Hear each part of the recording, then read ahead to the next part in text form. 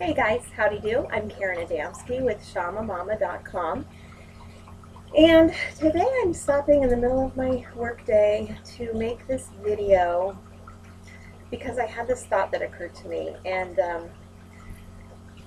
So Shama Mama is really kind of came to be because of my own spiritual learning and my own path and my own um, wacky life in general. Busy mom, busy working mom, just busy. Life is busy. And then bringing my spiritual path into that, I've learned tons, and um, that's really why I wanted to share the Shama Mama with you, so that you could kind of come along with me on my journey and possibly learn what's right for you or what's maybe not right for you via my sharing. So that's the backbone of Shama Mama, I guess, is really what I'm trying to say. And the reason I'm bringing this up is I'm going through a difficult time right now, and not wanting to spend a whole lot of time with anybody right now. And that's exactly why I stopped to make this video today, to just to share that, because I think this is something that people might be able to learn from. So, and certainly I think it's going to help me to just put it out there. So here's the deal. One of my very best friends passed away 3 days ago, and it's just really sad, and I'm still kind of in shock, although I knew intuitively, both intuitively and through discussions with her. Maybe that's where the intuitive part came in, was through the discussions with her. But I knew. But still, it's a shock. She was really sick, and it was hard to see her struggle through, her illness and getting better, and then taking a turn for the worse, and then getting better and taking a turn for the worse. It was just one thing after another, with the illness. And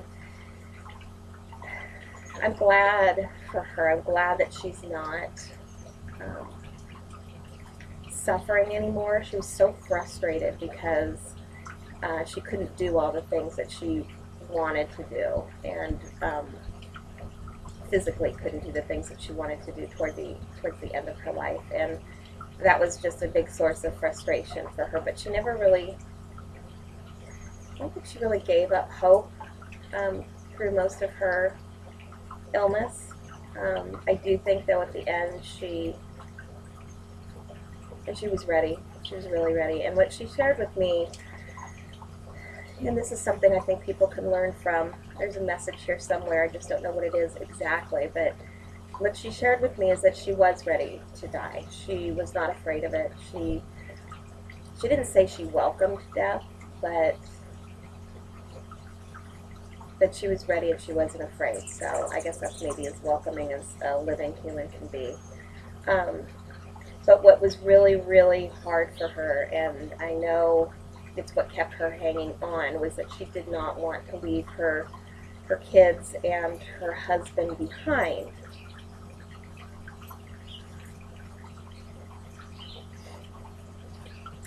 And this is where it gets hard. I cry a lot. I cry. I don't know. I can be fine one minute and then not so fine the next minute. So just bear with me.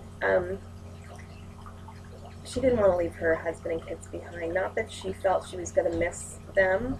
It was because of the pain she knew that they were going to be in it. She did not want to put them through that. She was trying to postpone that for as long as she could. So I get that. I mean, that makes such sense. So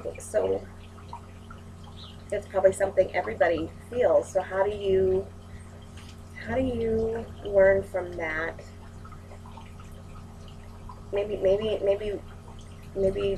what we can do is think about that and have those discussions openly with the people that you love prior to your passing, and just let them know that you're feeling sad about it and that you're worried for them and you don't want them to hurt, but the thing is they're going to hurt no matter what, because I can physically feel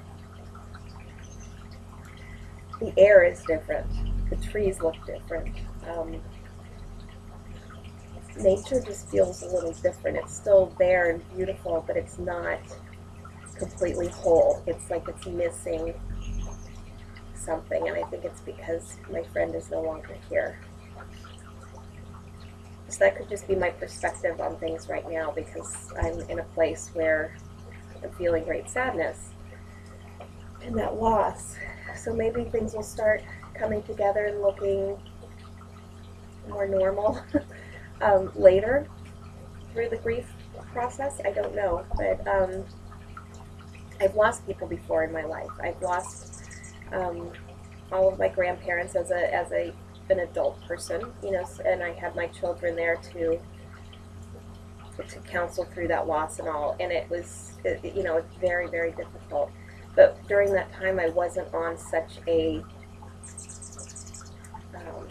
conscious spiritual path. And that's where I am right now. So I'm just very, very in tune with how I'm feeling, what this is feeling like, what this means. How can I become more comfortable with it and more at ease with death in general. So I guess that's kind of where I'm at right now. I don't know that I have a whole lot more to share. Maybe I'll feel like making another video in a few days, and I might be at a different stage there. But I just wanted to not have a pity party. That's not what this is about. I just wanted to share my feelings openly so that hopefully other people can hear that and do the same if they're feeling the same kind of feelings, or when you do come across that and you're feeling those feelings, maybe knowing that you're not alone, or understanding, being conscious of how you're feeling and what you're thinking. Just numb and emptiness at this point, I think. So interesting. It's really interesting stuff. I do know that Nancy is around. I can't say that that brings me a whole lot of comfort right now, which I thought it would. There's a couple things that have happened, and it could be coincidence, but I always say I don't believe in coincidence, so I think there's probably something more to it. And knowing my friend, we did a lot of paranormal investigating together, and we kind of had a deal that whoever passed first would contact the other, and I think she's already done that, and that's really, really cool. And I thought that would make everything better if she were to do that. I thought that would just bring me comfort. It's like, she's still here, yes, I can go on. And honestly, it hasn't brought me a whole lot of comfort. That's not what I was expecting. So I think maybe what that means is I'm a lot more, this feeling, this grieving is much more connected to my human body, and my human body in connection with her human body. The fact that her human body's not here anymore, but her spirit is. I guess that's what it is. I guess that's what it's all about. I'm grieving that loss of her as a human. So that's where I'm at. So sorry to be a downer, but life really is good. I'm just trying to understand this little journey that I'm on right now. So I hope that that might help you at some point. And I hope that you feel comfortable opening up, when you are in those places where you're having a difficult time, in those times where you're grieving for someone, or the loss of someone or something, and knowing that you can openly talk about it. It's not something that you have to hide. And this wasn't so bad. It wasn't so bad talking to you about this, so it's okay. Okay, be well, have a good day, and I'll talk to you soon.